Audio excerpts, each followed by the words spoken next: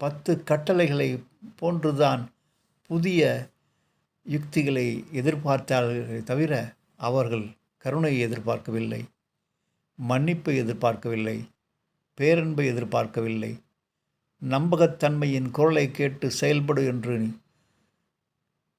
என்று சொல்வதை எதிர்பார்க்கவில்லை, அயலானை நேசி என்று சொல்வதையும் அவர் எதிர்பார்க்கவில்லை.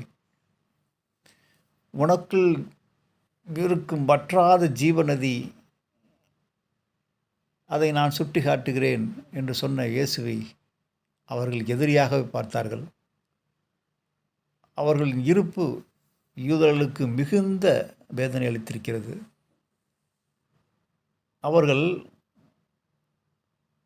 அவர்களின் ஆணவத்தன்மையோடு இயல்பாக வாழ்வதை இயேசுவின் இருப்பு தொந்தரவுக்கு உள்ளாகிவிட்டது. அவர் அன்பை போதித்தார்.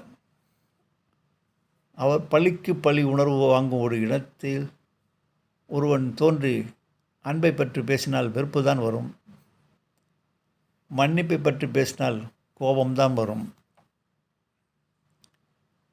இயேசு தவறி அங்கே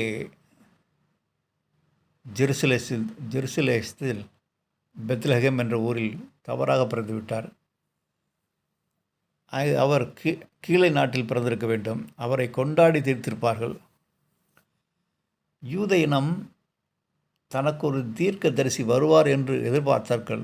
எப்படி என்றால் 10 கட்டளைகள் இடும் தீர்க்கதரிசியாக எதிர்பார்த்தார்கள். அவர்கள் அறிவுரைகளை தான் எதிர்பார்த்தார்கள். நீ அறிவை கடந்து உன் பேரறிவோடு செயல்படு என்று இயேசு அங்கே கருணை வடிவமாக நின்றார், அன்பின் பகிர்தலாக நின்றார், பேரன்பு பெட்டகமாக நின்றார். அதை அவர்களால் உணர்ந்து கொள்ள முடியவில்லை. இயேசுவின் பாரம்பரியத்தை இப்பொழுது ஆராய்ச்சி செய்து கண்டு கொண்டிருக்கின்றார்கள். அவர் தமிழ் பாரம்பரியம், தமிழ் மரபணு சார்ந்த குடும்பத்தை சேர்ந்தவர் என்று இப்பொழுது கண்டு உணர்ந்திருக்கின்றார்கள்.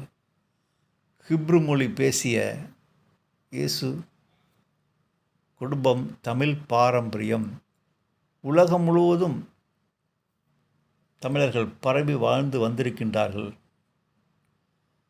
கிரேக்கத்திலும் வாழ்ந்திருக்கின்றார்கள்.